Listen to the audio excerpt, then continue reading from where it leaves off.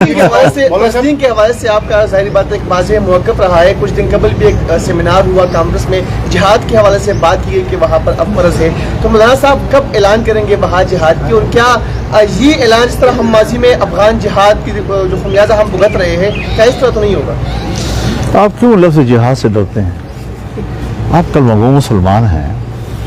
آپ کا قرآن جہاد کی بات کرتا ہے, رسول اللہ صلی اللہ علیہ وسلم جہاد کی بات کرتے ہیں, فقہا جہاد کی بات کرتے ہیں. جہاد ایک مستقل عنوان ہے دین اسلام کا, اور ہم ایسے لفظ سنتے ہیں تو مذاق اڑانا شروع کر دیتے ہیں. ملاؤں کا فتویٰ ہے, مولوی صاحبان نے پھر فتویٰ دے دیا, اب پہلے کون جائے گا وہاں پر جی.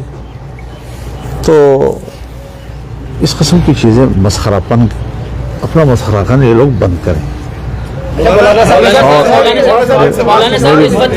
میری بات تو سنیں, میری بات تو پورے ہونے دے. فتوے کو بھی میں جانتا ہوں. تو جہاد سے, شرعی قانون سے, آج آپ کہیں پاکستان میں شریعت ہو کیا ہو جائے گا, ہاتھ کٹیں گے, گردن کٹے گا, فلاں کٹے گا, فلاں کٹے گا.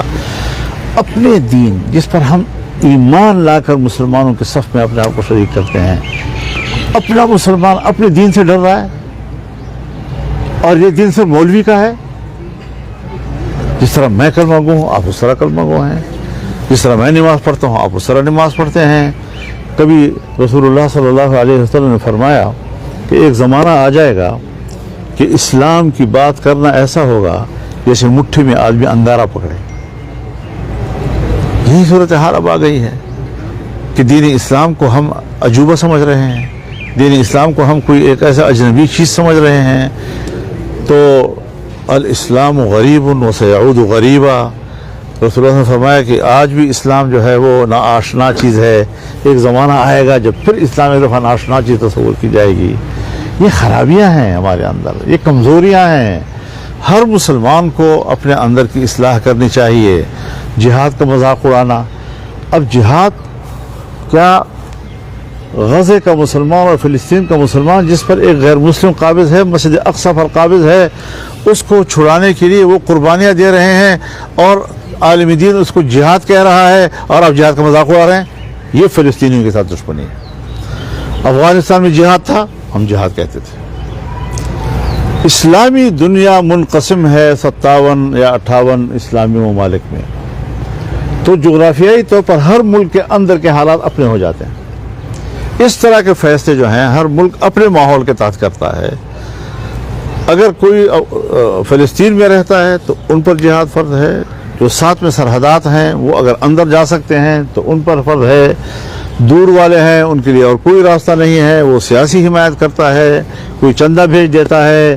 تو یہ ساری چیزیں جو ہیں جہاد کے زمرے میں آتی ہیں. براہ راست لڑنا یا لڑنے والے کو سپورٹ دینا, مالی سپورٹ دینا, اخلاقی سپورٹ دینا, سیاسی سپورٹ دینا. اب آپ مجھے بتائیں کہ جہاد افغانستان یہ ہمارے حکمرانوں کا نعرہ نہیں تھا؟ وہاں تو آپ جہاد کا لفظ کے مخالف بول بھی نہیں سکتے تھے. کیا کشمیر میں جو آپ لڑ رہے ہیں کیا یہ جہاد کے زمرے میں آپ آج تک اس سے دستبردار ہوئے ہیں؟ تو یہ ساری چیزیں ایسی ہیں کہ بساط کے مطابق آپ جتنا کچھ کر سکیں. یہ نماز کی طرح نہیں ہے, نماز کا نہ ٹائم تبدیل ہو سکتا ہے نہ طریقہ تبدیل ہو سکتا ہے. لیکن جہاد ایک عمل ہے, اس کے لیے تدبیر ہوتی ہے, مشاورت ہوتی ہے, کس طرح لڑنا ہے, کس سطح پہ لڑنا ہے. یہ ساری چیزیں, جہاد صرف ایک چیز کا نام ہے, وہ ہر جد و جہد, وہ ہر محنت جو اعلاء کلمت اللہ کے لیے ہو, اور اللہ کے احکام واضح ہیں. اگر اللہ نے مجھے آزاد جنا ہے, کسی کا باپ بھی میری آزادی کو سلب نہیں کر سکتا. اگر اس نے حرم میرے حوالے کیا ہے, حضرت عمر کے حوالے کیا ہے, صلاح الدین ایوبی کے حوالے کیا ہے, مسلمانوں کا اس کے اوپر قبلہ اول رہا ہے, رسول اللہ صلی اللہ علیہ وسلم اپنی حیات تک ادھر رخ کر کے نماز پڑھتے رہے ہیں, تو اس پر ان کا قبضہ جو ہے وہ مسلمان کیسے قبول کرے. تو یہ ساری چیزیں حضرت, جب آپ اللہ کے دین کے کسی حکم کو اونچا کرنے کے لیے اور اس کے کلمے کو بلند کرنے کے لیے آپ سادہ سی گفتگو بھی کرتے ہیں, وہ بھی جہاد کے زمرے میں آ جاتا ہے. اور اگر یہ مقصد نہ ہوتا پھر اور مولانا صاحب اس فتوے کے بعد جو واقعہ ہوا ہے پہلگام, یہ آپ کو فتویٰ لڑا ہوا ہے کہتے ہیں. آپ آپ کو فتویٰ لڑا ہوا ہے کہہ دے کچھ نہیں سر، میں آپ سے سوال تو سنیں سر، اس فتوے کے بعد آپ کیا سمجھتے ہیں کہ جہاد ایک انفرادی عمل ہونا چاہیے یا ریاست اعلان کرے اور فوج اس کو لیڈ کرے؟ آپ کا موقف کیا ہے؟ ہونا تو یہی چاہیے کہ ریاستیں خود اعلان کریں اور چلیں اور پھر پوری قوت کو اس میں شامل کریں. کیا ہم کہتے ہیں پاکستان کا ایٹم بم، اسلامی ایٹم بم، امت مسلمہ کا ایٹم بم ہمارا نہیں ہو سکا تو دنیا کا کیسے ہوگا جی؟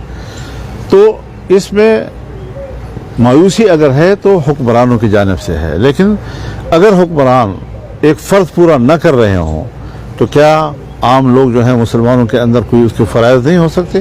جو مسلمانوں کے اندر جو فرض ادا کرنے کی صلاحیت و استعداد ہو اسے وہ پورا کریں.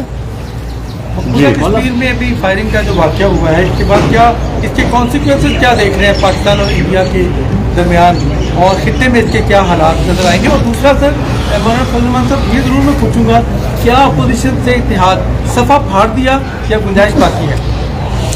اس پر عمل چلتا رہے گا. فی الحال تو ہمارے یعنی آپ جو کچھ ہم کہہ رہے ہیں بس اسی کو نوٹ کریں مہربانی کر کے، ہماری پریس کانفرنس کو خراب نہ کریں.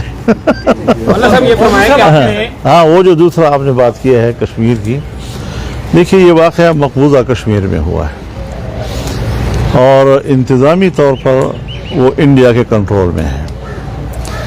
تو وہاں پر اگر کوئی بدامنی کا ایسا واقعہ ہوا ہے تو وہاں کی حکومت اور وہاں کے جو امن و امان قائم رکھنے والے ادارے ہیں وہ اس کے ذمہ دار ہیں.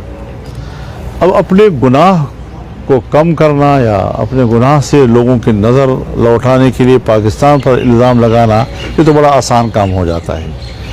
لیکن میں خود بھی منتظر ہوں کہ ہماری طرف سے، ہماری ریاست کی طرف سے کیا جواب آتا ہے. اب تک جو 2-4 جملے میں کوئی جواب آیا ہے وہ ابتدائی انیشیل ہو سکتا ہے زیادہ سے زیادہ. ابھی تفصیلات اس کی مزید بھی آنی ہیں، صورتحال واضح ہونا ہے، تو احتیاط کے ساتھ ہمیں اس حوالے سے آگے بڑھنا ہے. کسی طرح جذباتی پوزیشن ہم نے نہیں لینی. وہاں پر ایسے واقعات کا ہونا یہ بھی دیکھنا ہے کہ یہ واقعات اگر اکا دکا ایسے ہوتے ہیں تو وہ کشمیر کے مسئلے پر پاکستانی موقف کو کتنا متاثر کرتے ہیں، اس کو طاقت کتنی دیتے ہیں، اور انڈیا کا جو رد عمل ہے اس کے وزن کیا ہوگا، وہ اس مسئلے کا رخ کدھر پھیریں گے. تو اپنی ناکامیوں کی طرف وہ دیکھیں اور اپنی ناکامیاں پاکستان کی طرف پھینکنے کی کوشش نہ کریں. چند ہفتے پہلے کمانڈر شریف اللہ امریکہ کو مطلوب تھے، وہ پاکستان میں ان کے حوالے کیا اور شادیانے پہ جائیں گے. اب امریکہ کی طرف سے کچھ معدنیات بھی انٹرسٹ شو کیا جا رہا ہے جو حالیہ مائنز اینڈ منرل بل ہے. کیا آپ سمجھتے ہیں یہ بھی امریکہ کو خوش کرنے کے لیے کوشش کی جا رہی ہے؟ اس حوالے سے میں پارلیمنٹ میں بڑی تفصیل سے گفتگو کر چکا ہوں کہ کس طرح عالمی قوتیں وہ ہمارے فاٹا اور افغانستان کے پہاڑوں میں دلچسپی لے رہے ہیں اور کیوں لے رہے ہیں.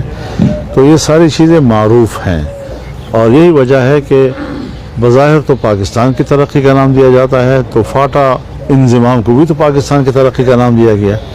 فاٹا انضمام کو بھی تو سبز باغ دنیا کو دکھائے گئے اور وہاں کے نوجوانوں کو کہا گیا آپ کا مستقبل یہ ہوگا، آپ کا مستقبل پہلے سے بھی خراب ہو گیا. تو اس طریقے سے لوگوں کو دھوکہ نہ دیا جائے.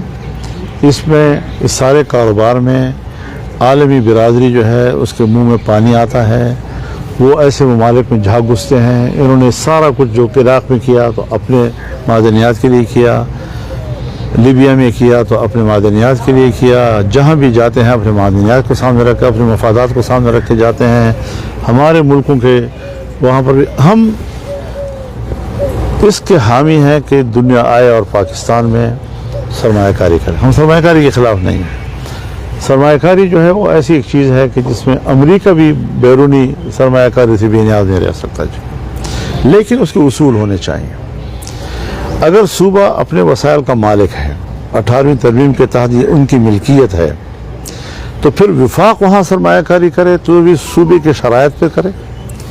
اگر باہر کی دنیا آتی ہے تو پہلے ہمارے وفاق کے پاس آئے، ملک سے بات کر کے پھر ان کی وساطت سے صوبے میں جائے اور اس صوبے کے شرائط پر اس کے مفادات کے تحفظ کے ساتھ اگر سرمایہ کاری ہوتی ہے تو ہم کوئی جذباتی لوگ نہیں ہیں کہ ہم اپنے ملک کی ترقی کا راستہ روکتے ہیں. لیکن چوری چھپے اس طرح ہمارے وسائل کو بیچنا اور پھر ہمارے آئین کو سبوتاش کرنا، آئین کی نفی کرنا، اس پر ظاہر ہے کہ ہمارا موقف بڑا واضح ہے.